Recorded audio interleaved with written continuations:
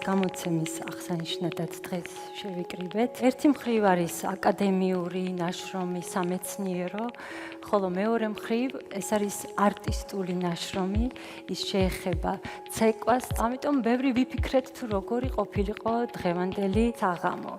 და ვიფიქრე რომ საინტერესო იქნებოდა თუკი მე ფაქტობრივად ამ წიგნის პერსონაჟი, მთავარი გმირი, გამოვიწვევდი ავტორს დავით მაზიაშვილს. ჩვენ უკვე 9 წელია შემიძლია თამამად თქვა რომ ერთად შევქმენით დასის რეპერტუარიც, მისი საგანმანათლებლო მიმართულებაც, საერთაშორისო მიმართულებაც, ეს გემოვნება, ესთეტიკა. როდესაც ამ პირველ ნაბიჯებს ვდგამდით, მე ნამდვილად არ წარმომედგინა რომ დასი თავის მე-10 წელიწადს შეაბიჯებდა ესეთი მნიშვნელოვანი ნაშრომით. და რატომ ცეკვა? რატომ ჩემი ქორეოგრაფია? პირველ ყოვლისა ესეთი გემოვნებით და ხერხებით. ეს ორი რამ, რომელიც ჩემთვის არის გადამწყვეტი და სიღრმე, დამოკიდებულება, მსოფლმხედველობა და ის სამყარო, რომელსაც შენ ქმნი. სიტყვა როგორც მუსიკა და მოძრაობა და ქვესათაური, დასავლური ლიტერატურა მარიამ ალექსიძის ქორეოგრაფიაში. მე ვფიქრობ, ეს მიდგომა, ეს სათაური, ეს ფორმულირება არა მხოლოდ ამ წიგნს, კონკრეტულ წიგნს ასახავს, არამედ მთელი ჩემი ქორეოგრაფიის არსს. ეს არსი, ეს იდეა, როგორ შეიძლება იყოს სიტყვა გარდასახული მუსიკაში, მუსიკალურ ფორმებში, მუსიკალურ იდეაში, ამან როგორ შეიძლება წარმოქმნას მოძრაობა მისი ფართო გაგებით. იმიტომ რომ ის რაც ხდება შენ სპექტაკლებში, ეს არის ფართო გაგებით მოძრაობა. ეს არ არის მხოლოდ ბალეტი, ეს არ არის მხოლოდ ქორეოგრაფია, ეს არის ჩემთვის რაღაც დიდი მოძრაობა და სწორედ არ დავარქვი ამას ესეთი კონკრეტული სათაური, არამედ როგორც ტალღა, დინება, რომელიც ამ ფორმებშია გამოხატული, რომელიც მიდის თავარ ნიშნულობასთან, თავარ მეტაფორასთან, თავარ არსთან, რასაც ქვია სიტყვა. სწორედ ამ მოძრაობაში ვხედავ ამ სიტყვის თქმის ოსტატობას. აქ მინდოდა რომ ამ სათაურის გარშემო მეთქვა რატო ვხედავ ამ ყველაფერს. ასეთი წიგნები არ ჩდება ესე ცარიელ ნიადაგზე. ამას ჭირდება ძალიან დიდი მომზადება.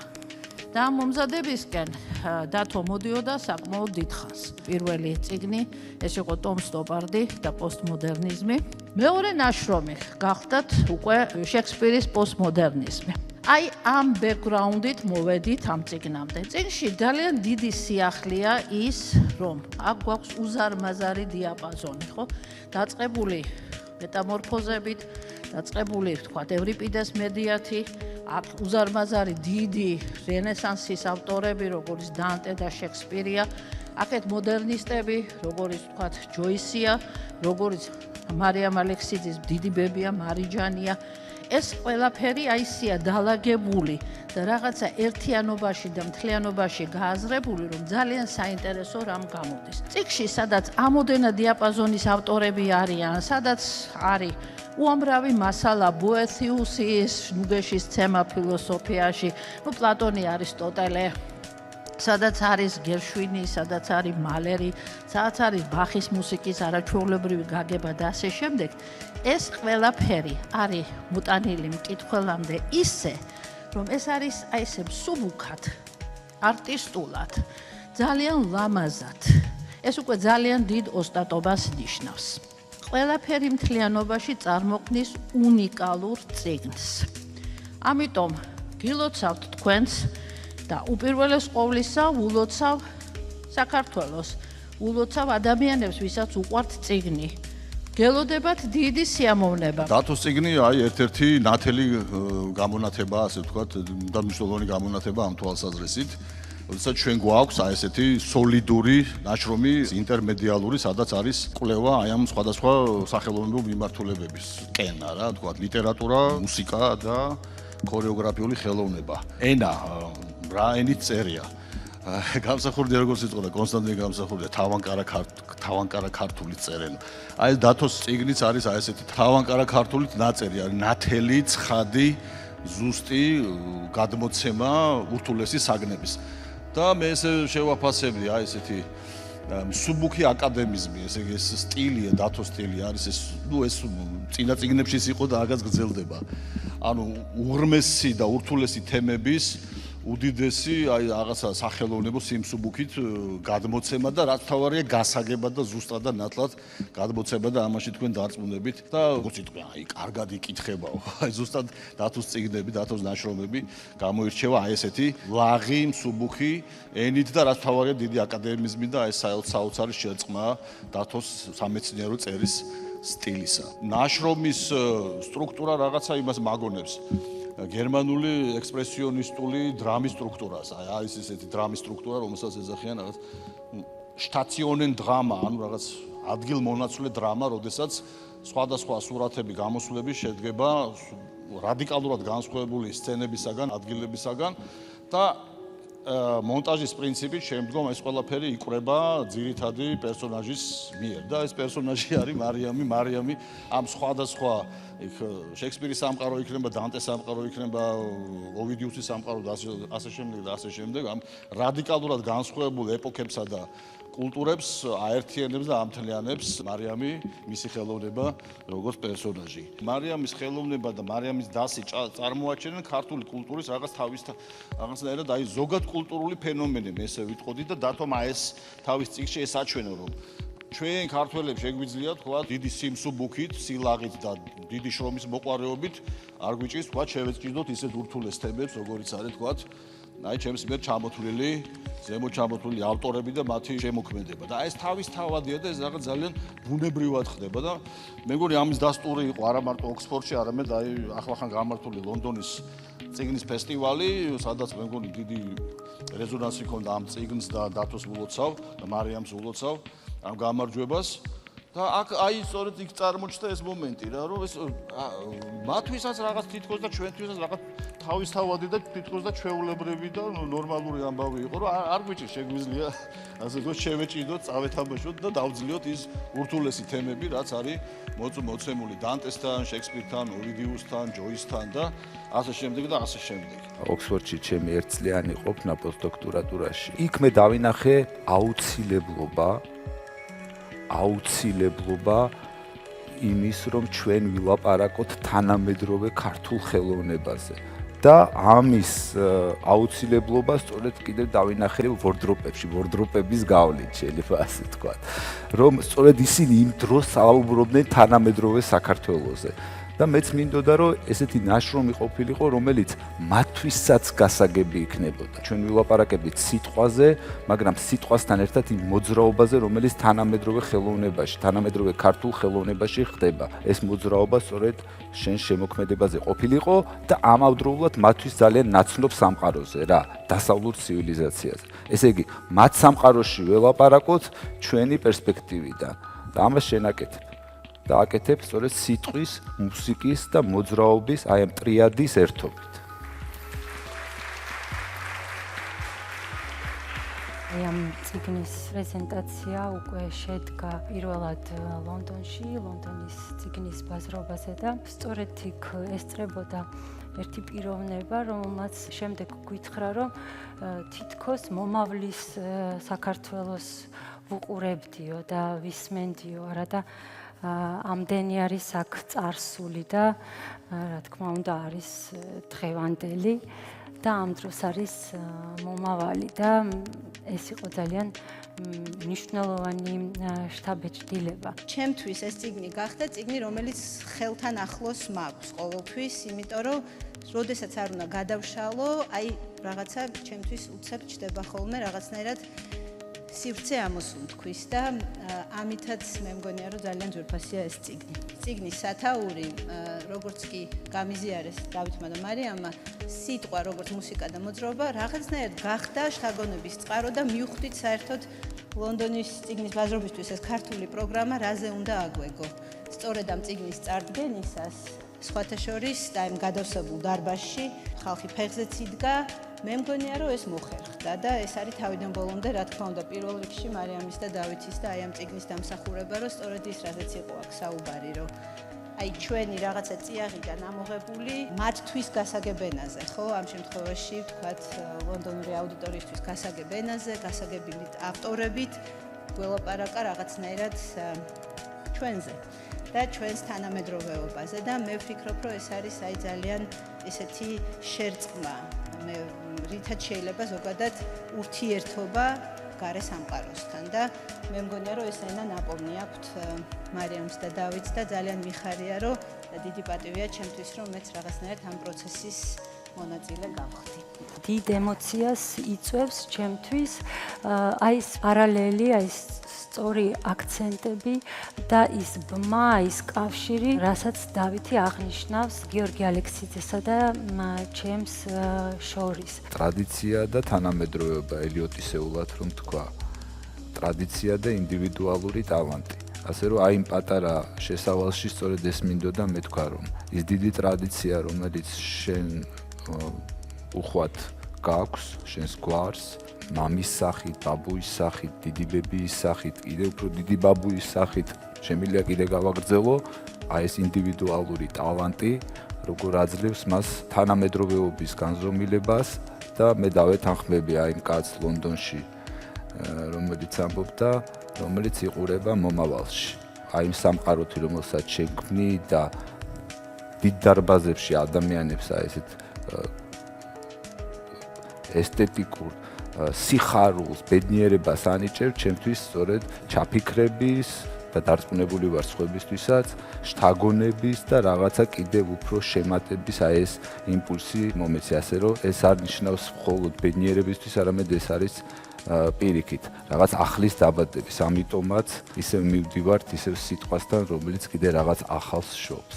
მე ვიტყოდი, რომ ეს არის ისეთი წიგნი, რომელიც გვიჩვენებს ავტორის, ასე ვთქვათ, უკიდეგანო განათლებულობას. დავით მაზიაშვილის წიგნი არის მართლაც სანიმუშო, როგორ შეიძლება დაწერო ერთი ხელოვანის შემოქმედების შესახებ ნაშრომი, რომელიც ფაქტობრივად გამოგზაურებს მსოფლიო ცივილიზაციაში, მსოფლიო კულტურაში, დასავლეთის კულტურაში მთლიანად და ასევე გვთავაზობდეს ძალიან დიდ, მე ვიტყოდი, წიაღსვლებს ფილოსოფიაში, კულტურის ისტორიაში და ასე შემდეგ.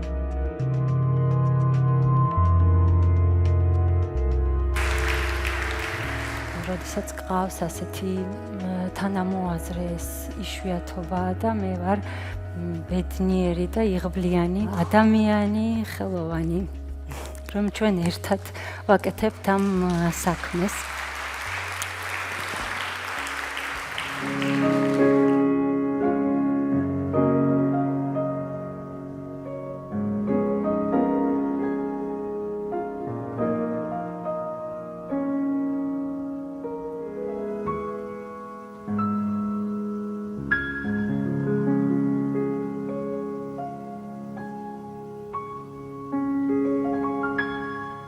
My mistress' eyes are nothing like the sun.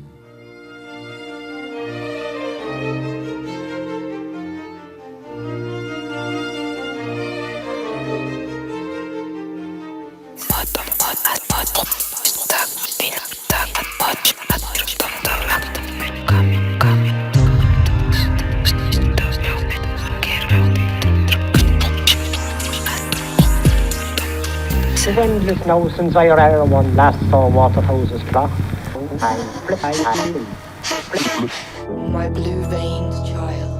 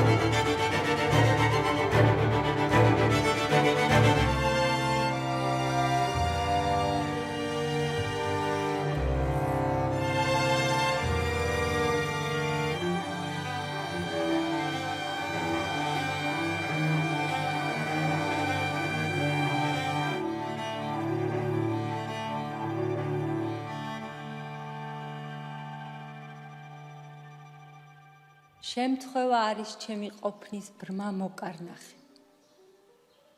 მარიჯან. თუ ამდენ ხანს გიფრთხილდები, დაზრუნვას არ გააკლებ. შეგენახა ჩემი სახე, მზითვის ციოსარგე, ახლა მუდამ თალხებში ვარ, ფიქრი მდევნის ერთი. რათმაცვია შავი კაბა, თმა მაქვს თეთრი.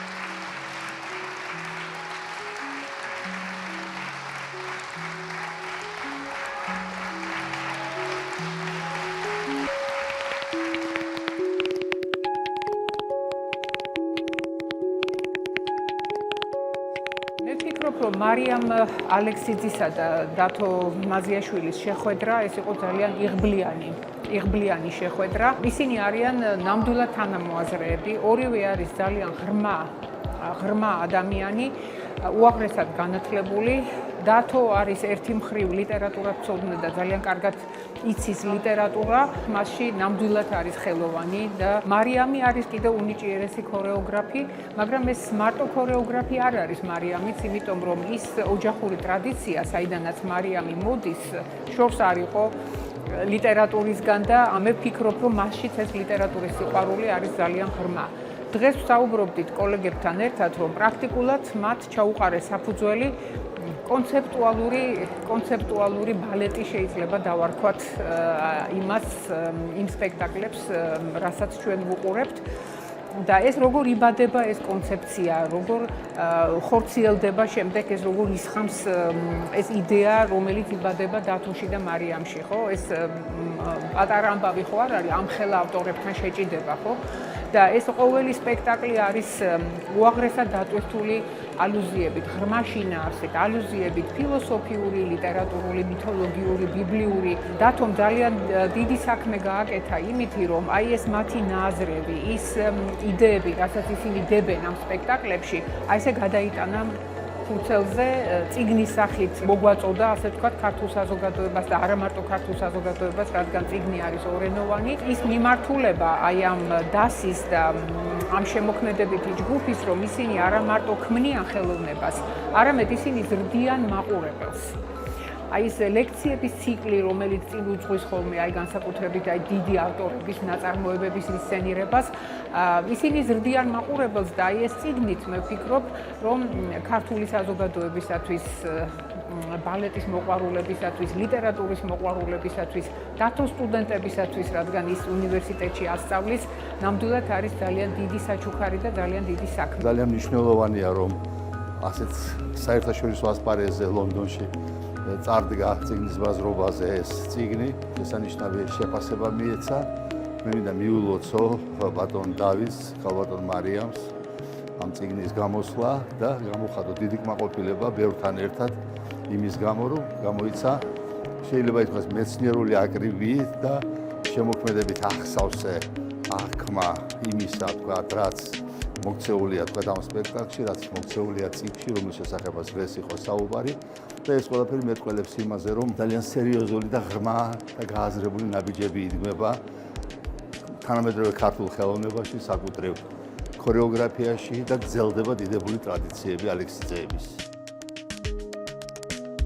როდესაც ამ წიგნს ყველა წაიკითხავს, იმედი მაქვს, მაშინ ნამდვილად მივხვდებით, რომ ხელოვნება და კერძოდ ამ შემთხვევაში საბალეტო ხელოვნება, მარიამ ალექსიძის ხელოვნება არის სწორედ ის, რაც ევროპასთან და ევროპულ ცივილიზაციასთან გაკავშირებს და სწორედ ესეც აქვს ერთ-ერთი სათაური ამ წიგნისაც დასავლური ლიტერატურა მარიამ ალექსიძის ხელოვნებაში და მე ძალიან ამაყი ვარ ერთადერთი შემიძლია დიდი მადლობა ვუთხრა ქალბატონ მარიამს და ბატონ დავითს იმისათვის რომ ეს ორი ასეთი ნიჭიერი ადამიანი ერთმანეთს შეხვდნენ და ასეთ არაჩვეულებრივ სრულიად ფანტასტიკურ არაჩვეულებრივ წარმოდგენებს ქმნიან და ახლა უკვე სამეცნიერო ნაშრომიც შეიქმნა ამის შესახებ. დღევანდელი საღამო არის ერთ-ერთი გამორჩეული საღამო ჩვენს დედაქალაქში. რა შეიძლება ითქვას ამ წიგნთან დაკავშირებით? თავისი უნიკალობით, თავისი მრავალმხრივობით, თავისი სიღრმით, არაჩვეულებრივი განათლებულობით, წიგნი ბრწყინვალე შთაბეჭდილებას ტოვებს, როგორც გამოცემა, შინაარსობრივი თვალსაზრისით და რაც მთავარია, იგი ეძღვნება მარიამის ალექსიძეს, რომელიც არის თავისი ოჯახის ბრწყინვალე წარმომადგენელი და იმ დიდი ტრადიციების ბრწყინვალე გამგრდელებელი, რომელსაც გოგი ალექსიძის ტრადიცია ქვია. ჩემი პირველი შთაბეჭდილება არის, რომ ეს არის ძალიან დიდი სიყვარულით დაწერილი წიგნი. გამოირჩევა პლურიდისციპლინარული მიდგომით, ეს მიდგომა გახლავთ თანამედროვე, ძალიან სიღრმისეული და სრულყოფილი. ავტორი ავლებს საოცარ პარალელებს დიდ ავტორებსა და მარიამ ალექსიძის შემოქმედებას შორის. ეს ნაშრომი ცხადყოფს ავტორის ძალიან დიდ ერუდიციას. იგი მოითხოვს, როგორც ფრანგები იტყვიან, მომზადებულ და დაკვირვებულ მკითხველს, ორენოვანია ქართულ და ინგლისურ ენებზე და შესაბამისად ხელმისაწვდომია როგორც ქართველი, ისე უცხოელი მკითხველებისათვის.